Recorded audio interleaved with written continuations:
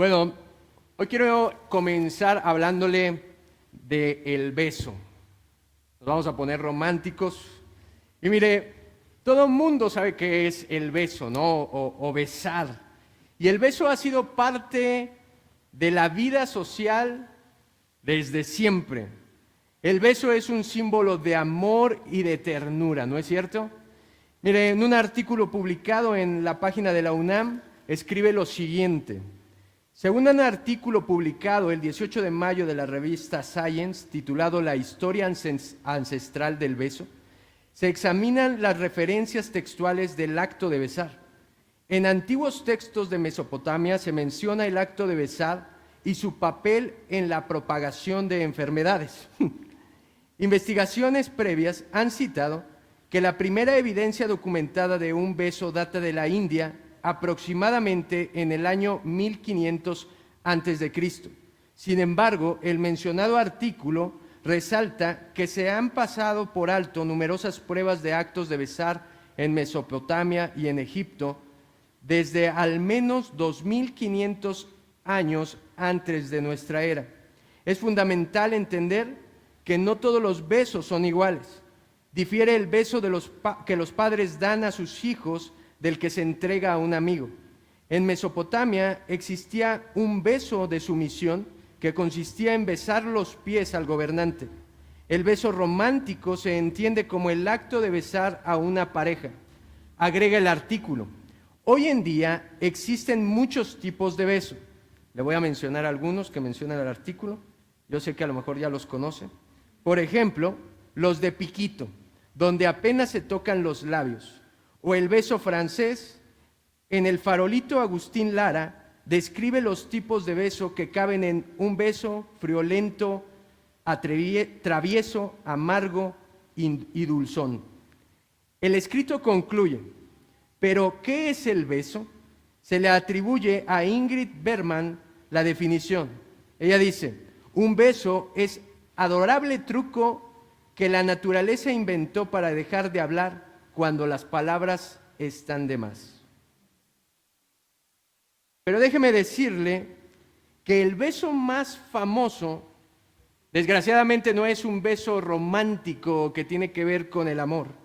El beso más famoso es el beso de un traidor, y es el beso de Judas. Y permítame leerle precisamente ese texto que el día de hoy vamos a exponer. Acompáñeme a Mateo capítulo 26, versículo 47. Usted necesita una Biblia, levante su mano y nuestro super ujier le va a prestar una. Si no tiene, se la puede llevar a su casa como un regalo. Si tiene y se le olvidó, la puede regresar al final. 26:47. Dice lo siguiente. Mientras todavía hablaba, vino Judas, uno de los 12, y con él mucha gente con espada y palos, de parte de los principales sacerdotes y de los ancianos del pueblo. Y el que le entregaba les había dado una señal diciendo, al que yo besara, ese es, prendedle. Y enseguida se acercó a Jesús y dijo, salve maestro, y le besó. Y Jesús le dijo, amigo, ¿a qué vienes? Entonces se acercaron y echaron mano a Jesús y le prendieron. Pero uno de los que estaba con Jesús, extendiendo la mano, sacó su espada e hirió a un siervo del sumo sacerdote. Le quitó la oreja. Entonces Jesús le dijo, vuelve tu espada a su lugar, porque todos los que tomen espada, a espada perecerán. ¿Acaso piensas que no puedo ahora orar a mi Padre y que Él no me dará más de 12 legiones de ángeles? Pero ¿cómo entonces se cumplirán las escrituras de que es necesario que así se haga? En aquella hora dijo Jesús a la gente, como contra ladrón habéis salido con espada y con palos para prenderme. Cada día me sentaba con vosotros enseñando en el templo y no me prendisteis. Mas todo esto sucede para que se cumplan las escrituras de los profetas. Entonces todos los discípulos, dejándole, huyeron. Hemos pasado casi tres años predicando el Evangelio de Mateo versículo por versículo y estamos llegando a su fin. Solo nos quedan alrededor de 2 capítulos y entre más nos acercamos al desenlace o al clímax, no sé usted, pero mi emoción aumenta, pero a la vez también la tristeza. Tengo emociones encontradas, un sabor agridulce a medida que nos acercamos a la cruz. Y Mateo en este texto nos está describiendo cómo fue la consumación de la traición de Judas y el arresto de Jesús. Cómo él consumó lo que ya habíamos visto que había planeado y entonces también cómo se disponen a prender a Jesús. Recuerde que estamos en la semana de Pascua, la última semana del ministerio terrenal de nuestro Señor Jesucristo y es precisamente el jueves. Jesús ha venido a tomar la Pascua con sus discípulos, ¿lo recuerda? Les ha dado una serie de mensajes, después fueron al huerto del Getsemaní a orar y ahora han salido y en cuanto salen es aprehendido y va a ser llevado a un juicio injusto que en unas cuantas horas va a terminar con la vida de Jesús. Si usted se pone a analizar esto, él es prendido en esta historia en la noche, en la madrugada, a medianoche, y después él muere al siguiente día a las 3 de la tarde. Escuche, no hay un texto que nos muestre más claramente lo torcido, depravado y perverso que es este mundo, que sea otro que el arresto de Jesús. Ningún texto es más claro, es más evidente de que estamos en un mundo caído y que yo he llamado el mundo al revés. De hecho, he titulado la prédica de esa manera, el mundo al revés. Porque escuche, en el mundo al revés, el inocente es arrestado, el justo es tratado como criminal, el puro es matado como el peor de los malhechores, el santo es llamado blasfemo, el rey es aprehendido por su pueblo y el Hijo de Dios es castigado por los pecadores. ¿Hay más ironía en eso? ¿Hay una prueba más grande de que este mundo está totalmente distorsionado? Vea cómo vivimos en un mundo totalmente depravado, una raza caída, donde pocas veces vemos justicia. El ser humano tiene ganas de justicia. El ser humano cuando pide un gobierno justo, pero estamos llenos por todos los sectores de injusticia. Estamos en un mundo al revés, donde a lo bueno llamamos malo y a lo malo llamamos bueno. ¿Se ha dado cuenta de eso? Si tú quieres dedicar tu vida a Cristo, te llaman religioso, fanático, fariseo. Si tú quieres vivir como el mundo, te aplauden. Si tú enseñas cosas contrarias a la Biblia, ellos dicen, oh, wow, qué sabiduría. Pero si enseñas cosas como lo que dice la Biblia, entonces eres alguien que no cabe en este mundo. Mire, es un mundo donde el pecado es visto como algo cool, como algo que está de moda, como algo que el mundo celebra. Y tristemente la santidad que la Biblia nos demanda, que Dios nos demanda, es vista como una tontería religiosa. Donde este sistema corrupto, para salir adelante, tienes que ser parte de este sistema. ¿Se da cuenta de eso? Mire, cuando yo andaba quedando ahí, pegando chicle, dicen, a mí me dijo mi pastor, tienes que comprar una casa. Y entonces fui a ver algunas casas y recuerdo que fui ahí a un fraccionamiento y cuando quise comprar la casa, me dijeron, ¿tienes historial crediticio? ¿Usted sabe qué es eso? ¿Qué es eso? Bueno, yo no sabía qué era eso. Y yo no sabía qué era eso porque yo desde niño crecí en una iglesia, en una familia con principios cristianos donde me dijeron que no pidiera prestado. que no comprara algo que no tenía dinero para poderlo pagar.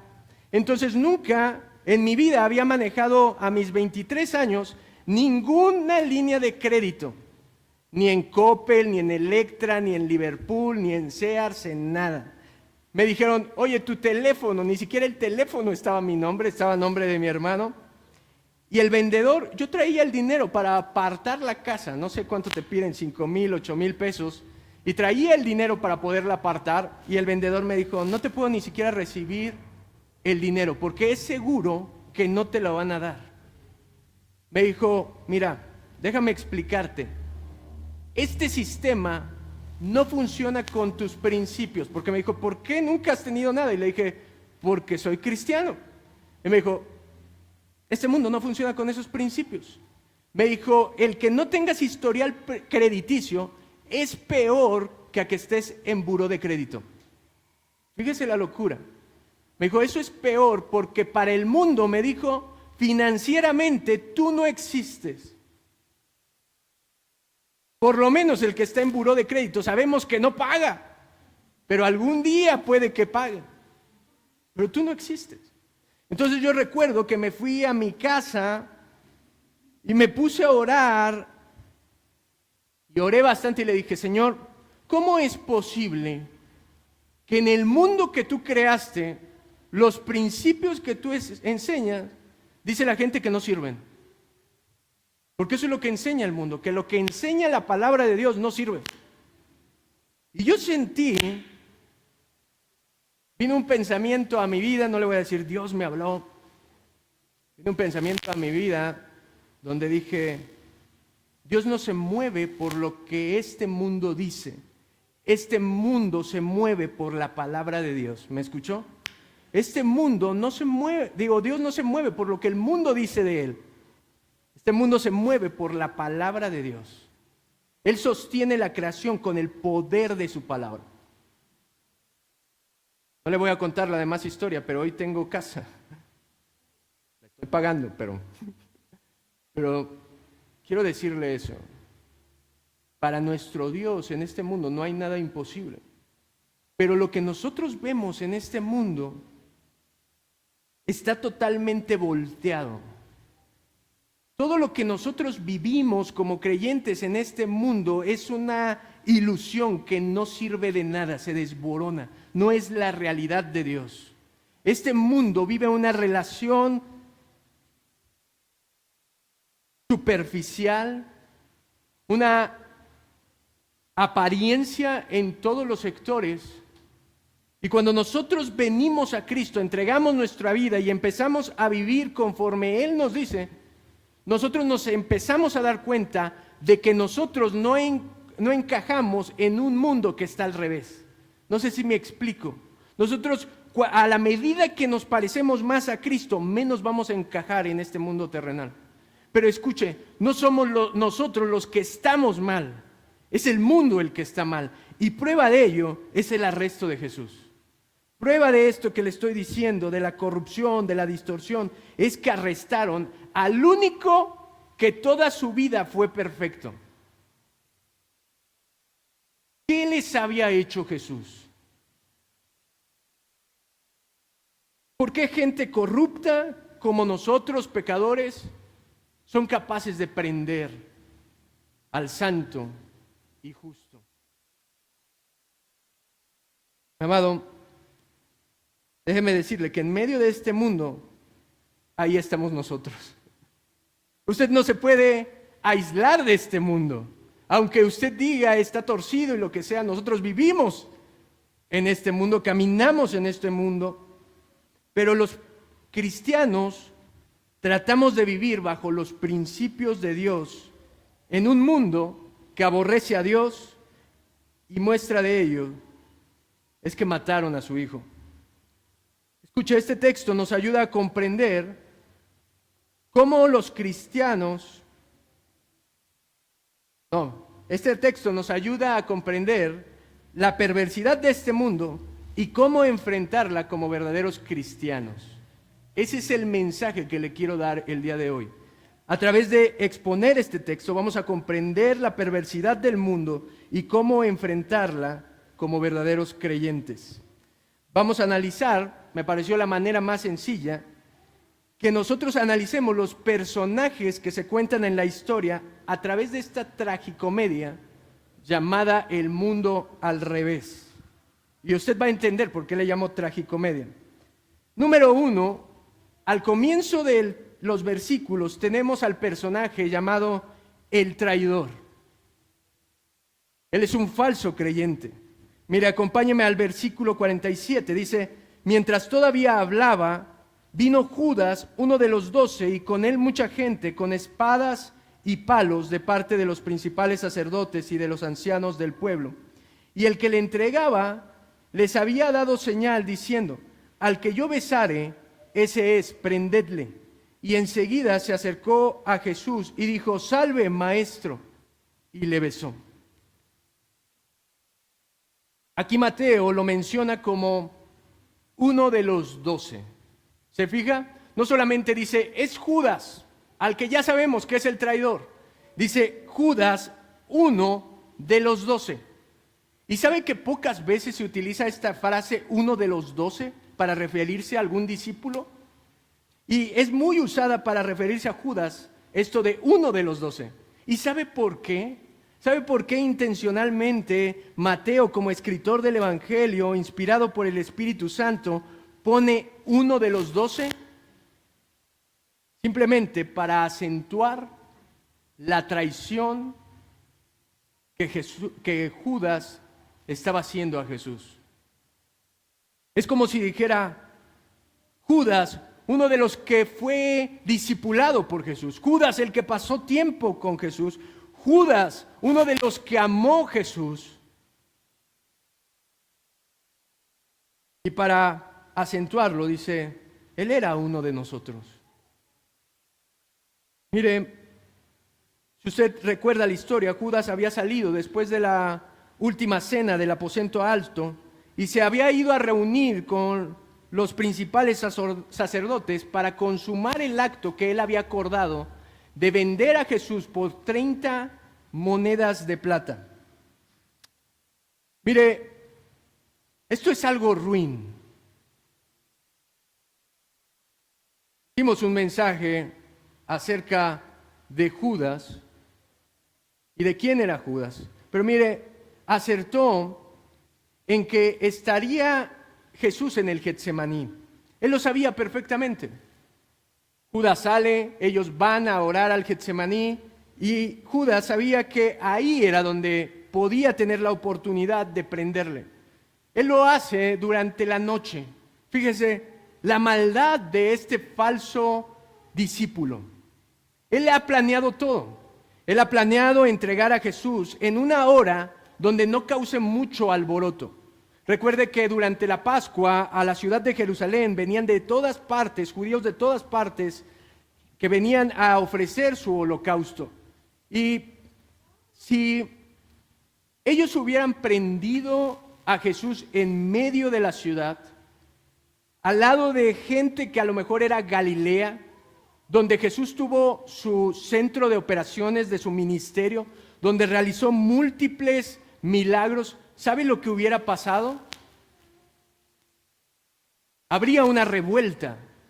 Habría alguien que por lo menos se hubiera levantado y decir, hey, ¿por qué se lo están llevando? Y todo. Pero fíjese la maldad de este falso cristiano, de este falso creyente, que planea todo para venir en la noche. Esa es la señal de todo pecador. ¿Sabe que el pecado lleva a esconderse?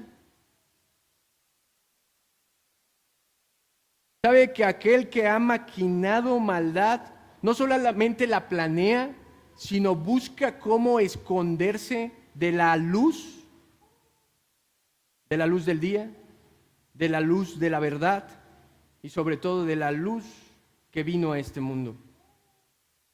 Mire, solo piense esto.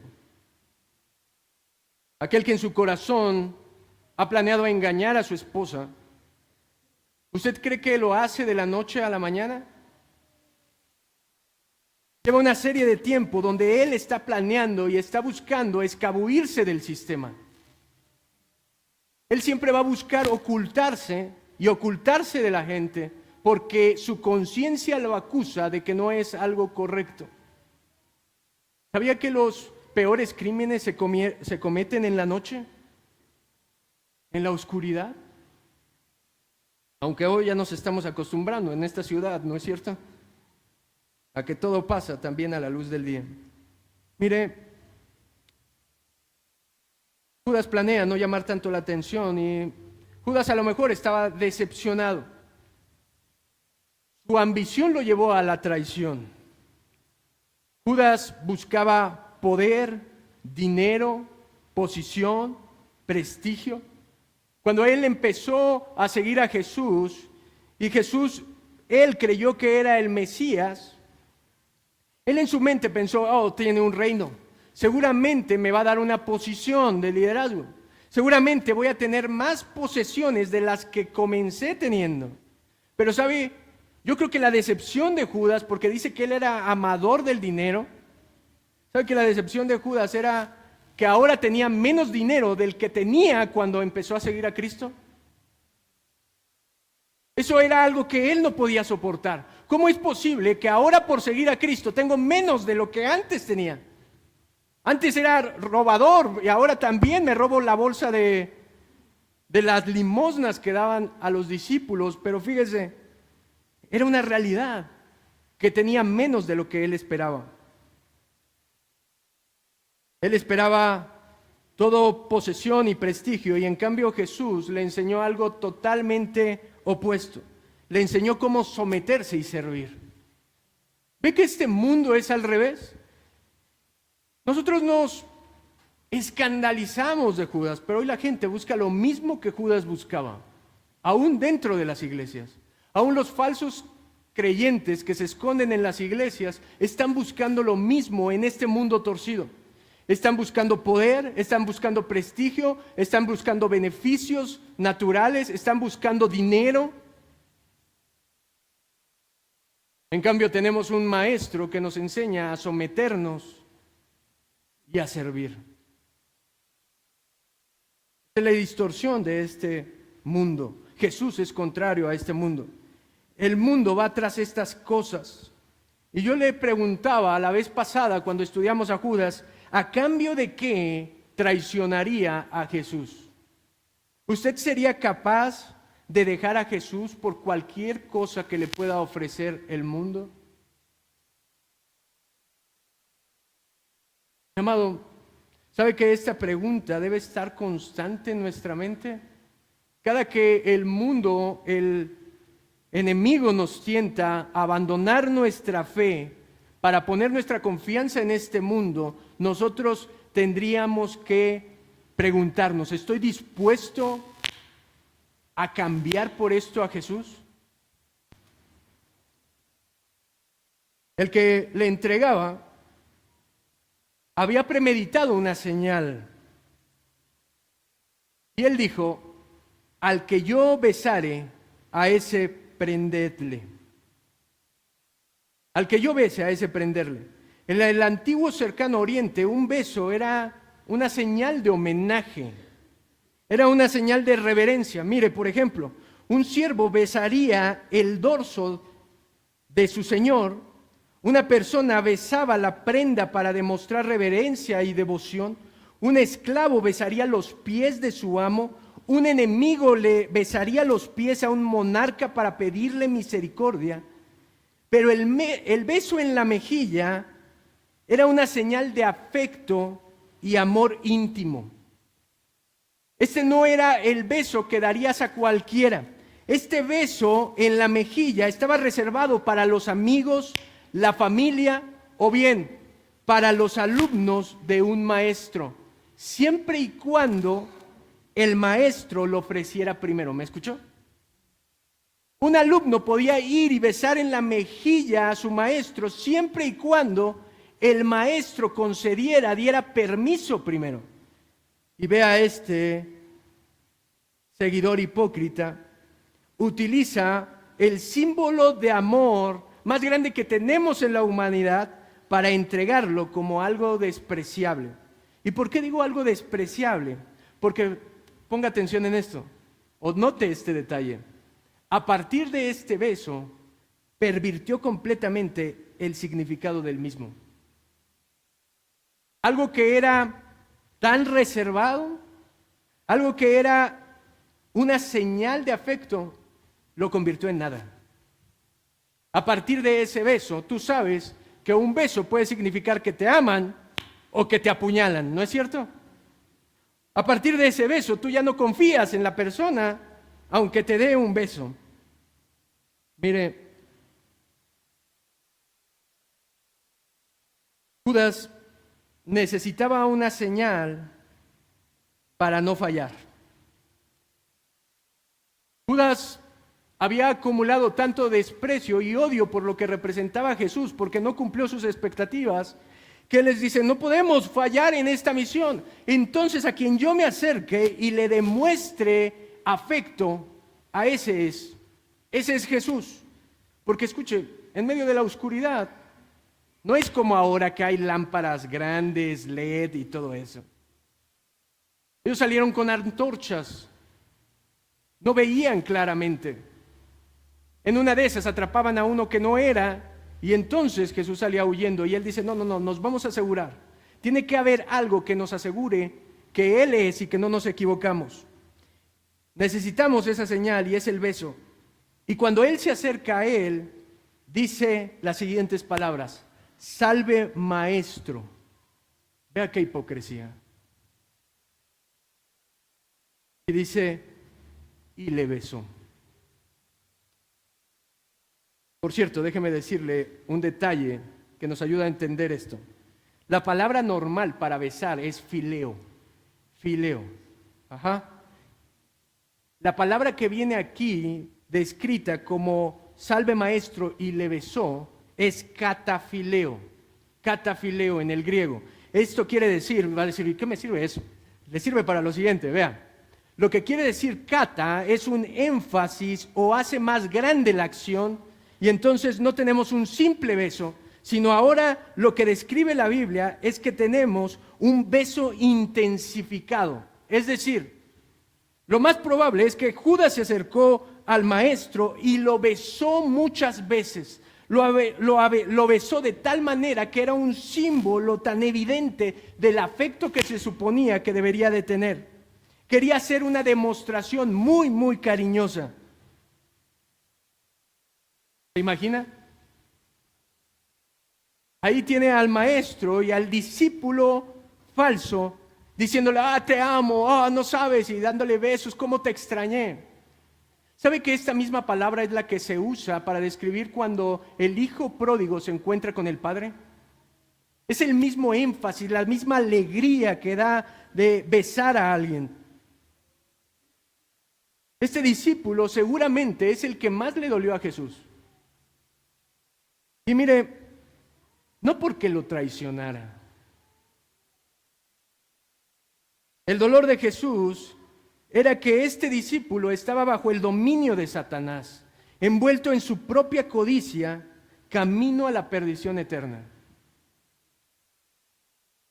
Mi amado, mientras Judas tenía un amor, un cariño hipócrita hacia Jesús, Jesús no puede tener eso. Jesús no invirtió su vida en él odiándolo. Jesús invirtió 3 años y medio de su vida amando a ese discípulo. Y mire, el dolor de Jesús es saber que ese discípulo iba camino al infierno. Jesús le contesta, amigo, ¿a qué vienes? Y Jesús no utiliza la palabra filos, que se utiliza para un amigo, sino utiliza etairos, que esta palabra significa compañero, camarada, copartidario. Jesús ya no le llama amigo, ¿se fija? Jesús ya no le está llamando amigo a Judas. Él le dice, compañero, camarada, ¿a qué vienes? ¿Usted cree que no sabía a qué vienes? Mire, Jesús le ofreció ser su amigo y su Salvador. Pero la oportunidad había pasado. Usted dice, ¿por qué no le llama amigo? Porque la oportunidad había pasado. Judas rechazó a Jesús y Jesús había rechazado a Judas. La manera de llamarle compañero es una forma compasiva de dirigirse a él. La manera de llamarle así es porque él tiene compasión, como diciendo, no tienes ni idea de lo que vas a hacer. Mire, la pregunta ¿qué vienes? Fueron las últimas palabras que el Hijo de Dios dirigió a Judas. Usted sabe la historia más adelante, pero yo creo que esta pregunta retumbaba en la mente de Judas después de haberlo entregado. Que lo último que escuchó de su maestro es ¿a qué vienes? Era la última oportunidad para arrepentirse, pero ¿qué hizo Judas? No se arrepintió, sino siguió con su plan. Aunque la pregunta le hizo un stop y le daba la oportunidad de decir, no, perdóname por lo que voy a hacer. Tú sabes a qué vengo. No lo hizo. Mire, este es un cristiano falso y un cristiano falso se caracteriza por la ambición. Pudo más la ambición que había en su corazón, pudo más lo que él deseaba de este mundo que el amor que tenía por su maestro. ¿Sabe cuánta gente hay así hoy en día? ¿Sabe que hay gente desertando del cristianismo, falsos creyentes, porque no obtuvieron lo que querían de Cristo? Mi amado, un cristiano falso se caracteriza por el engaño y la hipocresía. Rinde homenaje a Cristo por fuera a través de sus besos, pero por dentro lo odia. ¿Sabe que a medida que Judas caminaba con Cristo, su odio se fue intensificando? Él andaba ahí caminando, andando con él, comiendo con él, pero por dentro decía, esto no es lo que yo quiero. Esto lo aborrezco. ¿Sabe cuánta gente puede estar sentada en una iglesia verdadera, escuchando la palabra de Dios, escuchando las verdades de la Escritura y por dentro decir, aborrezco todo eso? Mi amado, mucha gente se identifica con Cristo en las iglesias por diferentes razones. Mucha gente viene a las iglesias con razones engañosas, diciendo, ¿me permite tener un club social donde encajo? ¿Me permite lavar mis culpas? ¿Me permite tener relaciones sociales? ¿Me genera una posición de liderazgo? Pero ¿sabe que todas esas cosas son incorrectas? Son las razones incorrectas para seguir a este Cristo. Pero mire, todo seguidor falso, cuando hay un precio que pagar, ¿sabe qué es lo que hace? Se marchita. Cuando seguir a Cristo le cuesta algo que él está aferrado a hacer, entonces su cristianismo hasta ahí llega, su cristianismo aparente.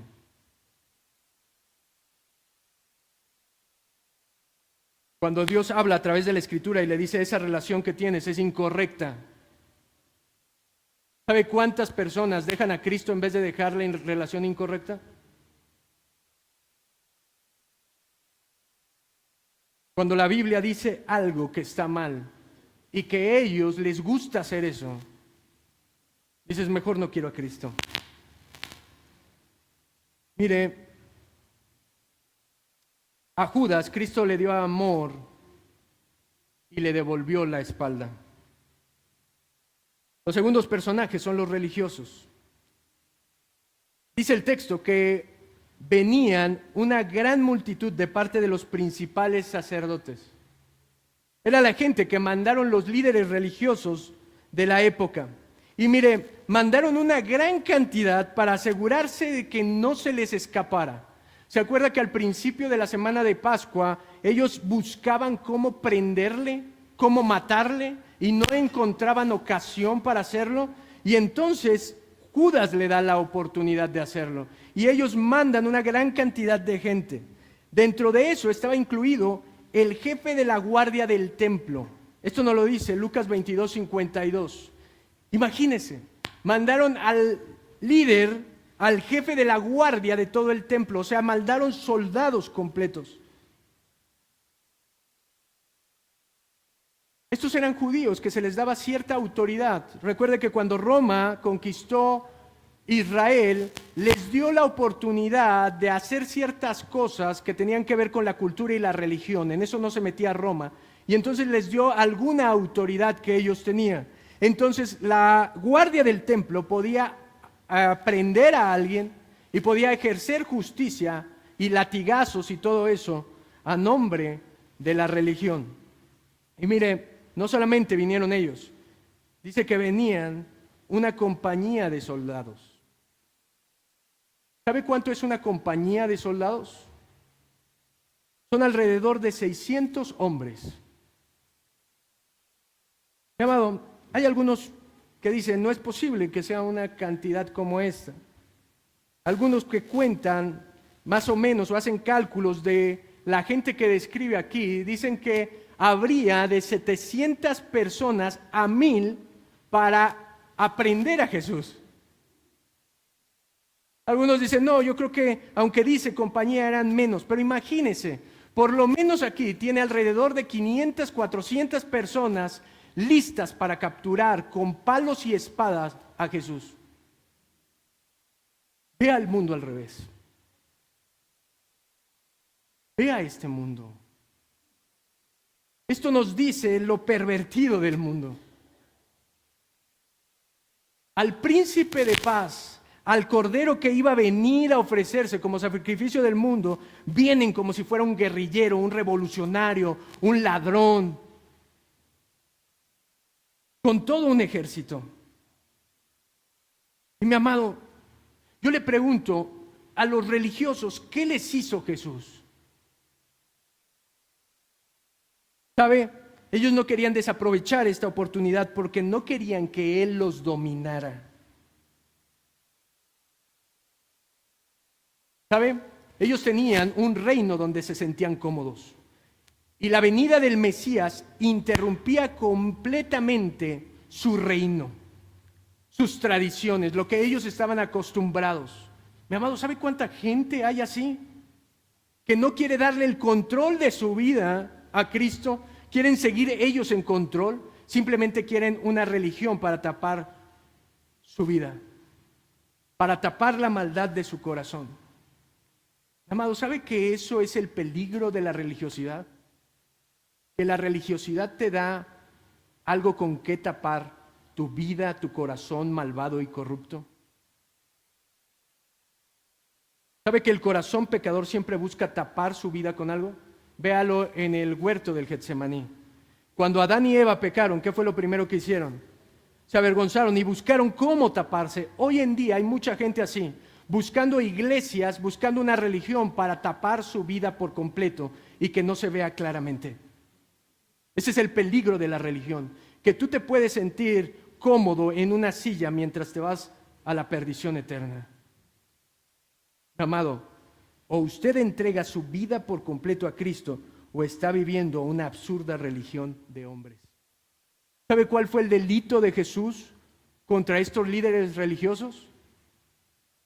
Decirles la verdad incómoda que ellos no querían escuchar.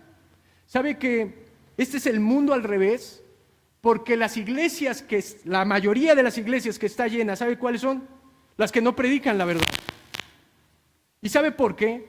Porque la gente solo quiere una tapadera para su vida y están cómodos escuchando lo mismo que el mundo les dice porque su corazón está inclinado hacia este mundo.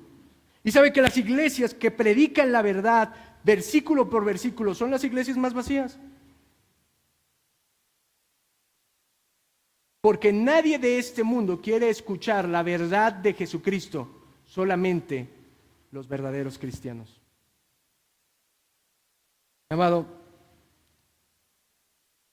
Lo que Jesús les hizo es no someterse a sus tradiciones rabínicas, que eran tradiciones de hombres. Por ello lo mataron, acusándolo de insurrección. ¿Sabe que eso fue lo que le dijeron a Roma? Aquí tenemos a alguien que se va a levantar en contra del sistema, en contra de Roma. Tenemos a un revolucionario que está acumulando gente y les está haciendo milagros para oponerse contra Roma, y por eso Roma intervino. Mire, pero hasta Pilato no tenía amor ni respeto por Jesús, pero reconoció una cosa que los religiosos no. Cuando es llevado ante Pilato, Pilato dice que no lo encuentra culpable. Dice, no encuentro falla en él. Su mismo pueblo, los encargados de guiar a los israelitas, a los judíos, hacia la verdad, fueron los que mataron a la verdad. Mi amado, a este grupo de personas, Cristo les dio la verdad. ¿Y sabe qué le devolvieron? Odio. Es el mundo al revés. Y mire, el tercer grupo son los ignorantes. Es muy probable que la mayoría de los que estaba ahí no tenía ni idea de lo que estaba sucediendo o de las razones por las que estaban haciendo eso. Solo preste atención a esto. Los soldados romanos simplemente obedecían órdenes. No tenían rencor contra Jesús. Ellos ni sabían que un loco se está levantando contra el imperio romano. Uno más. Pero aún así, mire, no tuvieron reparo en arrestarlo. Nadie dijo, ¿por qué vamos a agarrar a un justo? A un Pilato que reconoció que él era el procurador romano y dijo, yo no tengo nada en contra de él, pero yo voy a hacer lo que ustedes quieran para estar a gusto, estar tranquilos con los judíos. ¿Lo ve? En sus tinieblas no tenían la capacidad de reconocer a Jesús. Les importaba poco la verdad, la justicia o cualquier otro valor, solo les importaba una cosa, su bienestar. Mire, hasta nuestros días eso pasa muy frecuente. Este grupo de personas representa a todos aquellos que rechazan a Cristo, pero no saben ni por qué. Solamente están siguiendo a la multitud y dicen, cristianismo, no, eso es aburrido, eso lo rechazo, y prohíben cosas, no, eso no está de moda. Mire, en nuestros días hay mucha gente que ha sido incitada contra la causa de Cristo. Esas personas se convierten en víctimas voluntarias del prejuicio de alguien más. Por ejemplo, ¿sabe que el movimiento feminista aborrece todo lo que tiene que ver con Cristo? Todo lo que tiene que ver con la Escritura, porque suponen, su prejuicio les dice que todo el cristianismo o la Biblia es machista. Y entonces si tú dices que eres cristiano, inmediatamente te tachan, te juzgan y dicen, no te quiero escuchar más. Y ni siquiera te escuchan. Amado, ¿sabe que una ocasión alguien me dijo, todos los que estudian teología como tú, para mí son misóginos, homofóbicos, machistas, y por eso aborrezco a todos los de tu clase?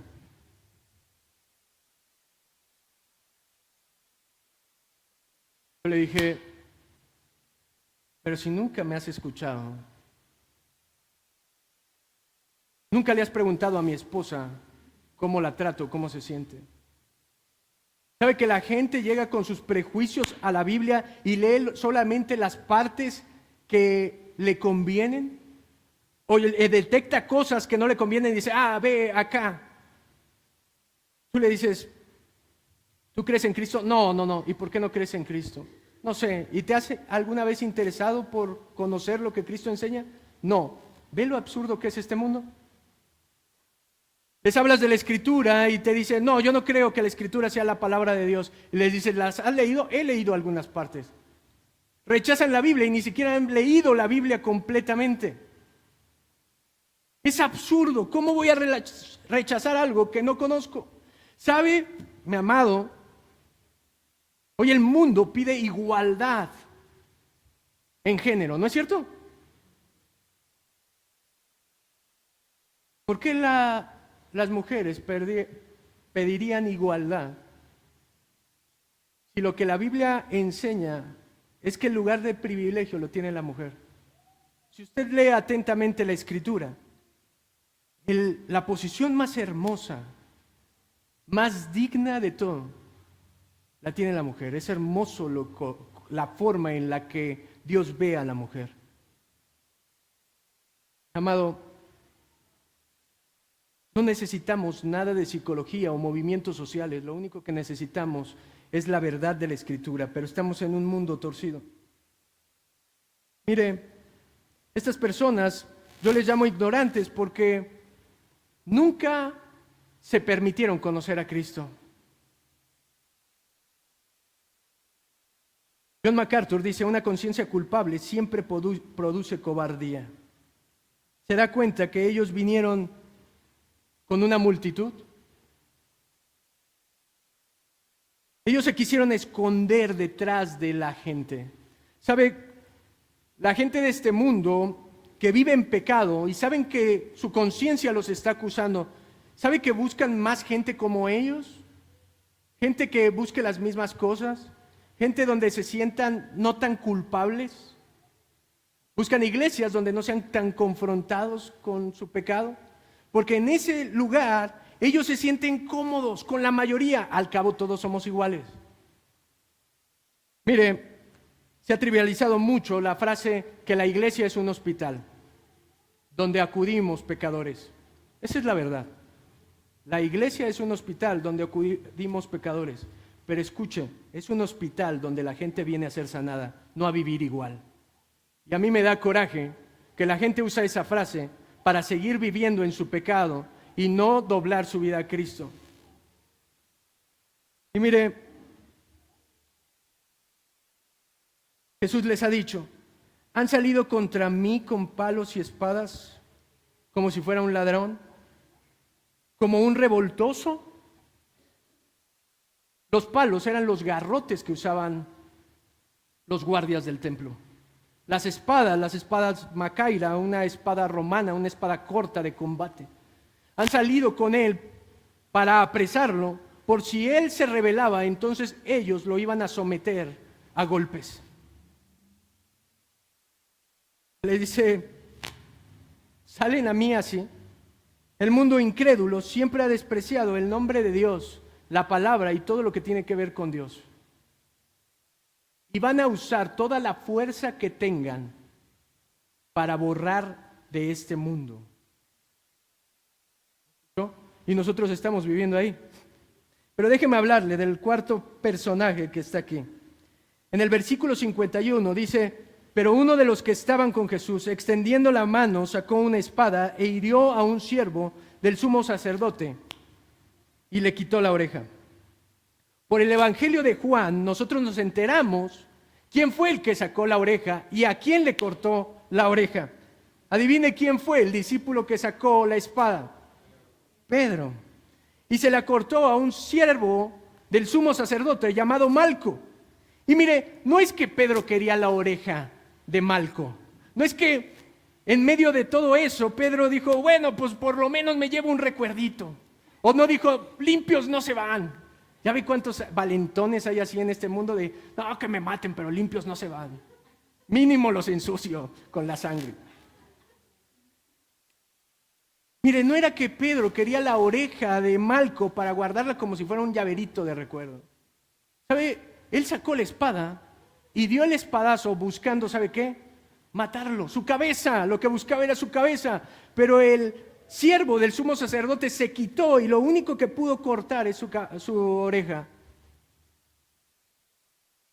Mire, tal vez Pedro se envalentonó, porque si usted lee el Evangelio de Juan, dice que cuando llegaron a él y dijeron, que Jesús les dijo, ¿por quién vienen? Y él les dijo, ellos le dijeron, por Jesús de Nazaret. Él les dijo, yo soy. Y en ese momento ellos cayeron al suelo. ¿Sabía que eso dice? Que en el momento en que Jesús pronuncia el nombre con el que se le conocía a Dios, yo soy, la multitud, esos 700 personas cayeron. Y cuando se levantan, van otra vez y preguntan, y entonces Pedro saca la espada. Entonces a lo mejor por ese acontecimiento él cobra valor y dice, pues ahora sí, al cabo estoy del lado ganador. Y mire, Pedro es el primero de los vengadores. No es Iron Man ni Thor, ahora que está muy triste porque ya, quién sabe qué les pasó. Pedro es un vengador. Pedro es un creyente que quiere reaccionar a este mundo como este mundo enseña. Pero esto es completamente absurdo. Bueno, el mundo es corrupto, pues yo tengo que ser corrupto. El mundo dice que así se prospera, pues entonces así prospero yo. Las mismas herramientas que el mundo usa. Pero, mire, no podemos enfrentar este mundo con las armas de este mundo. Pablo lo dice claramente en 2 Corintios 10:4, porque las armas de nuestra milicia no son carnales, sino poderosas en Dios para la destrucción de fortalezas. La iglesia, mi amado, nunca ha avanzado por medio de la guerra física. No hay guerras santas en el nombre de Cristo. Las consecuencias han sido muy perjudiciales. El reino de Dios nunca ha avanzado por recursos humanos. ¿Me escuchó eso? No vamos a crecer como iglesia con métodos humanos, con atracciones divertidas o regalando comida o lo que sea. Nunca por métodos carnales ha avanzado. Fíjese, es una batalla espiritual que solamente se puede librar con las armas espirituales. Jesús le respondió, por ejemplo, a Poncio Pilato, mi reino no es de este mundo, sino si mi reino fuera de este mundo, mis servidores pelearían para que yo no fuera entregado a los judíos, pero mi reino no está aquí. Mi amado, grábese esto en su cabeza. Este mundo está torcido, pero usted no puede pelear con las mismas herramientas que el mundo pelea. Usted ni siquiera tiene que defenderse. ¿Me escuchó? Duele mucho la calumnia que levantan contra los cristianos. Pero una realidad es que va a venir. Si usted realmente es un cristiano fiel, déjeme decirle, no encaja en este mundo. Y nuestra tentación es a defendernos todo el tiempo. Pero déjeme decirle algo, es imposible defenderse en este mundo corrupto. Jesús le enseña a Pedro y le dice, vuelve tu espada, porque todos los que tomen espada, a espada perecerán. Utilizar la violencia para fines personales será castigado. Esa es la lección. La ley lo marcaba de esta manera. El que derrama sangre de hombre, su sangre será derramada. Vida por vida, era lo que decía la ley. Siempre que hay una guerra por ambiciones personales, la consecuencia se va a pagar. Mire, la segunda lección de no defenderse o tratar de defenderse en este mundo, le dice Cristo que es algo insensato. Jesús le dijo, ¿acaso piensas que no puedo orar a mi Padre y que Él no me dará más de 12 legiones de ángeles? Pedro, ¿crees que si yo necesitara ayuda, no la pediría a mi Padre y Él me rescataría? Fíjese lo absurdo que era el pensamiento de Pedro. Pedro dijo, yo te voy a ayudar, y saca su espada. Contra 700 y tantos hombres con una espadita. Amado, usted y yo no podemos defender la reputación de Dios en este mundo. Usted y yo no estamos para defender más que la verdad de las Escrituras, predicarlas con firmeza. Pero escuche, esto es increíble. ¿Sabe que Él le dice 12 legiones de ángeles? ¿Tú crees que mi Padre no me enviaría 12 legiones? Esto da una suma total de 72,000 ángeles. ¿Sabe que un solo ángel mató en Reyes 185,000 soldados? Imagínese el poder que tendrían esos ángeles. Pero mire, Pedro dentro de él quería decir, evitemos las cosas malas en este mundo. ¿Sabe que esa es la tendencia de muchos cristianos hoy en día? Nada de malo, no puede pasarnos nada de malo. Mi hermano, estamos en una naturaleza caída, en un mundo caído, por supuesto que hay cosas malas. Y Pedro dice, como la primera vez, ¿se acuerda que le dice, no vayas a la cruz? Y Jesús le dice, Pedro, apártate de mí, Satanás, me eres tropiezo. ¿Sabe qué estaba haciendo Pedro en este momento sacando su espada? Tratando de evitar que la escritura se cumpliera. Representa a todos los cristianos que quieren lo fácil, lo bonito, y no quieren la voluntad de Dios. Pedro seguía queriendo evitar lo malo y Jesús le enseña a confiar en su Padre. Este es el mundo al revés, mi amado. Y quiero terminar con esto. Yo sé que ya está cansado, pero mire, se aproxima Semana Santa. El último de los personajes es el Salvador. Aquí tiene al Salvador del mundo siendo arrestado, fuerte y valiente. El versículo 55 de Mateo 26 dice, en aquella hora dijo Jesús a la gente, como contra un ladrón habéis salido con espada y con palos para prenderme. Cada día me sentaba con vosotros enseñando en el templo y no me prendisteis. Mas todo esto sucedió para que se cumpla la escritura de los profetas. Mi amado, este es un hombre que ve de frente a la muerte. ¿Se acuerda que en el Getsemaní él derramó su alma, lloró, oró, angustiado y le dijo, pasa de mí esta copa? Y yo le dije, no es que Jesús le tuviera miedo a la muerte o a la cruz romana. Y esta es prueba de ello porque él los ve claramente y le dice, ¿han salido a mí como ladrón? Aquí estoy. Aquí está el que buscaban. Cuando él les pregunta, ¿a quién buscan? Y ellos les dicen, a Jesús de Nazaret. Y les dice, yo soy. ¿Se fijan? No dijo, no, es Pedro el que sacó la espada. Él dijo, yo soy, aquí estoy. Fíjese cómo él no solamente es el hombre más transparente. Él les dice, me he sentado todos los días en la sinagoga y estuve enseñando. ¿Y ahí no me prendisteis? Soy el mismo. No tengo nada que temer o ocultar. Soy el mismo que me paraba ahí. ¿Por qué no me aprendieron? ¿Por qué cuando enseñaba en su templo no me hicieron nada? ¿Por qué ahora salen con tanta fuerza? Ahora sí son muy valientes, ¿va? Pero aquí estoy. Fíjese, Jesús dice unas palabras importantes. Mas esto sucede para que se cumpla la escritura de los profetas. En otras palabras, esto sucede para que se cumpla la voluntad de Dios. Amado, este es el hombre más valiente, no le teme a nada, porque sabe que está cumpliendo la voluntad de Dios. Amado, Jesús no vino a ser popular en este mundo. Jesús no vino a ser ejemplo nada más en este mundo. Jesús no vino a pasarla bien en este mundo. Jesús no vino a tener su mejor vida ahora. Jesús vino a salvar este mundo. Y él estaba convicto de esa idea hasta el final. Yo vengo a cumplir aquello que se me ha encomendado.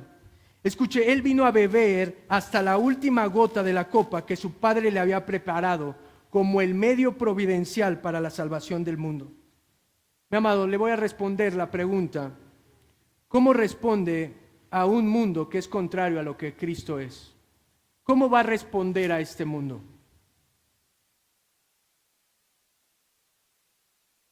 Déjeme ayudarlo con la respuesta, con el Evangelio. La respuesta que nosotros tenemos a la hostilidad de este mundo es el Evangelio. La salida que nosotros tenemos ante el dolor de este mundo es el Evangelio. Mi amado, vamos a responder a este mundo con la confianza en lo que Cristo hizo por nosotros, no en lo que usted puede hacer. ¿Me escuchó?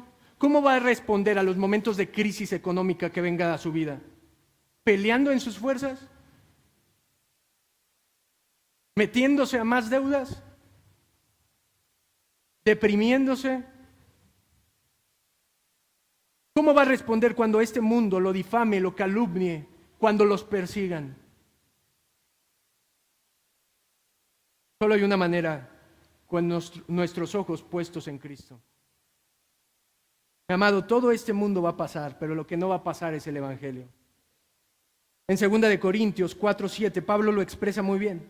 Pero tenemos este tesoro en vasos de barro. ¿Quiénes son los vasos de barro? Nosotros, para que la excelencia del poder sea de Dios y no de nosotros, que estamos atribulados en todo, sí, mas no angustiados, en apuros, claro, mas no desesperados, perseguidos, mas no desamparados, derribados, pero no destruidos, llevando en el cuerpo siempre por todas partes la muerte de Cristo, para que también la vida de Cristo sea manifestada en nuestros cuerpos. Déjeme cerrar con esto.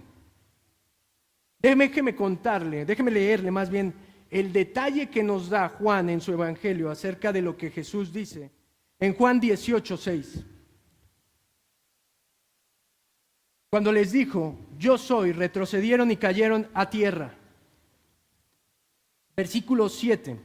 Volvió pues a preguntarles, ¿a quién buscáis? Y ellos dijeron, a Jesús Nazareno. Respondió Jesús, os he dicho que yo soy. Pues si me buscáis a mí, dejad ir a estos, para que se cumpliese aquello que había dicho, de los que me diste, no perdí a ninguno. ¿Sabe cómo voy a enfrentar la dificultad de este mundo al revés?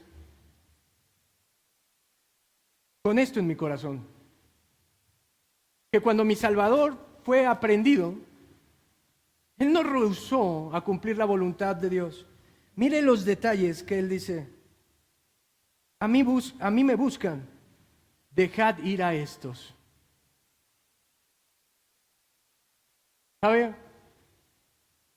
Siempre que esté en dificultades en su vida, recuerde que el Hijo de Dios puso su vida primero por usted.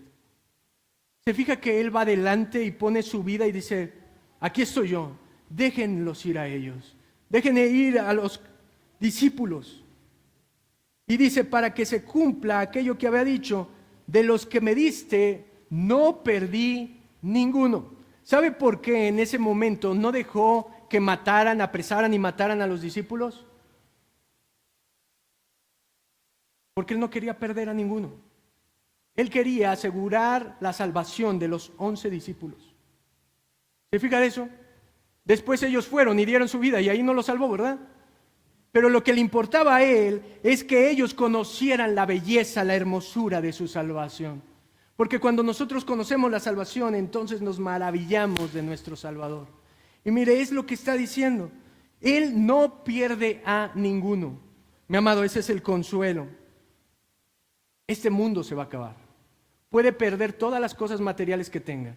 Puede perder a todas las personas que ame en este mundo. Pero la confianza que usted debe de tener para enfrentar este mundo perverso y corrompido es que Él dice, si me perteneces, yo no pierdo ninguno. Si tú eres de mi posición, no te preocupes, nada te puede hacer este mundo, porque yo no pierdo ninguno que mi Padre me ha dado. ¿Sabe que en los últimos momentos de que Él estuvo con él, Juan nos relata que después de la última cena, Él les da tantas lecciones a sus discípulos acerca de este mundo, los prepara con un montón de lecciones, parábolas, pero mire, hay un versículo que todos los cristianos no sabemos y está en Juan 16:33. Dice, estas cosas os he hablado para que en mí tengáis paz. En el mundo tendréis aflicción, pero confiad, yo he vencido al mundo. Esas palabras se las había dicho antes del arresto. Les había dicho, miren, este mundo los va a aborrecer porque a mí me aborrecen. Este mundo los va a perseguir. Este mundo los va a odiar. Pero confíen. Aquel que guarda tu vida es aquel que ha vencido al mundo. Mi amado, ¿cómo está enfrentando a este mundo que está al revés? ¿Es un falso creyente? ¿Con religiosidad? ¿Con ignorancia? ¿Que no sabe quién es Jesús? ¿Siendo como el mundo? ¿O está llevando las marcas de su Salvador en toda su vida, obedeciendo a Dios en sumisión a su voluntad? Amado, que Dios nos ayude a seguir su ejemplo. Amén. Acompáñeme a orar, incline su rostro.